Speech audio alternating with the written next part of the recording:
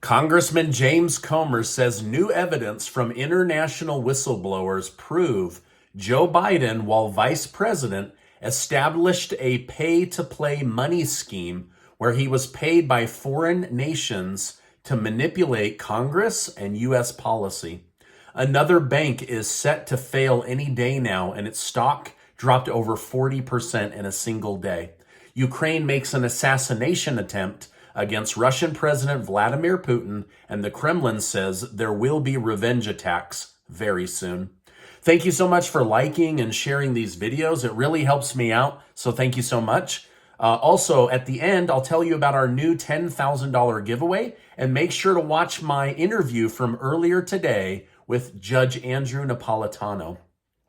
Moscow has claimed that it was able to stop a Ukrainian assassination attempt against President Vladimir Putin's life. Video circulating online shows a drone crashing into the Kremlin in Moscow, which is a fortified complex in the center of the city where Putin lives as president of the country. This would be like the White House being hit.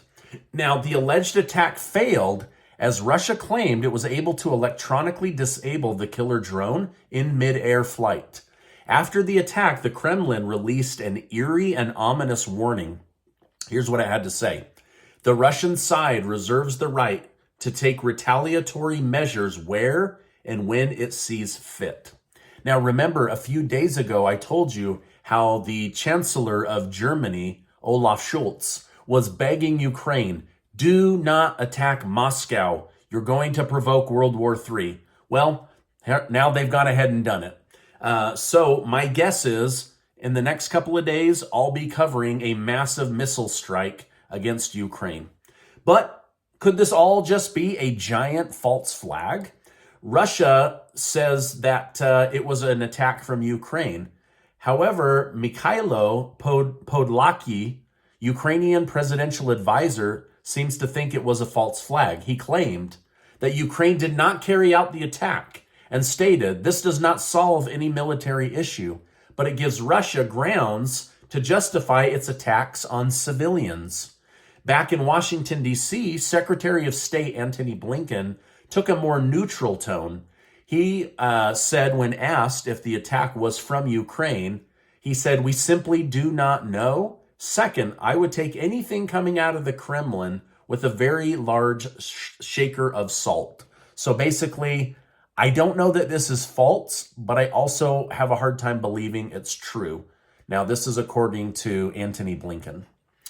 As the June 1st deadline approaches for the U.S. government's debt ceiling to be raised, President Joe Biden has finally conceded and agreed to meet with both sides on May 9th.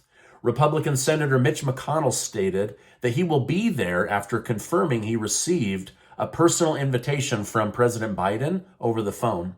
McConnell stated, in this situation, I've been through a few of these debt ceiling dramas. There is no solution in the Senate. We have a divided government. The people gave the Republicans the House and the Democrats the presidency. The president and the speaker need to reach an agreement to get us past this impasse. Now, according to sources familiar with Hunter Biden's ongoing investigation into his tax fraud and having a gun as a felon, the Washington Post reports that the Department of Justice is expected to make a decision on whether to press charges against him in the very near future. Now, they've been saying that for 4 years, so I don't know what the very near future means, and you probably don't either. Hunter Biden's attorneys met with prosecutors in Washington, D.C. recently, which likely shows the decision is going to be finalized soon. As I speak, this investigation has spanned 4 years, which has caused a lot of frustration where people say, this is nepotism. This is the president blocking his son from consequences. If this was a Trump, this would already be done. Yada, yada, yada, right? Now, I want to know from you, do you think Hunter Biden will be prosecuted like a normal citizen?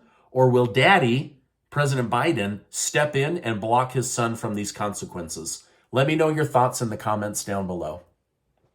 President Joe Biden is also dealing with a handful of potential legal issues himself, as Representative James Comer has just subpoenaed the FBI for records that could uncover new crimes. In a letter to the Attorney General, Comer stated, "We have received legally protected and highly credible unclassified whistleblower disclosures. Based on those disclosures, it has come to our attention that the Department of Justice and the Federal Bureau of Investigation possesses an unclassified FD 1023 form that describes an alleged criminal scheme involving then Vice President Joe Biden and a foreign national relating to the exchange of money for policy decisions. It has been alleged that the document includes a precise description of how the alleged crime scheme was employed, as well as its purpose." Now, it's important to note that some of these alleged crimes may be considered bribery or as high as treason. Either way, according to people in the law, they are saying that both of these are impeachable offenses. Now, this is really interesting. The Department of Justice knew about this scheme, and so did the FBI, and they have done nothing.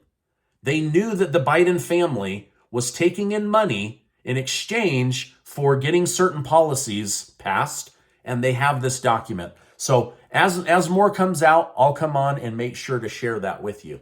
Now, I don't know if Biden will be found guilty of this crime or whether he will be impeached, but I'd like to know from you, what do you think will happen? Is Washington, D.C. going to just carpet over this crap, or are they actually going to uproot it and show it for what it really was? Let me know your thoughts down below. All right, now a new article by news outlet Zero Hedge has claimed that the banking collapse of 2023 is already worse than the collapse of 2008. Yikes. While 25 banks collapsed in 2008, their collective assets only valued $373 billion. While now, only 3 banks have collapsed in 2023, but their total value assets is $548 billion. Almost $200 billion more and 22 banks less. Now, famous investor Charlie Munger, who is Warren Buffett's business partner at Berkshire Hathaway, had this to say: "A lot of real estate isn't good anymore. We have a lot of troubled office buildings and a lot of troubled shopping centers and a lot of troubled other properties. There's a lot of agony out there." Now, another bank by the name of PacWest had their stock take a monster dive after investors became worried that they were insoluble and would default and basically fail as a bank in less than a week.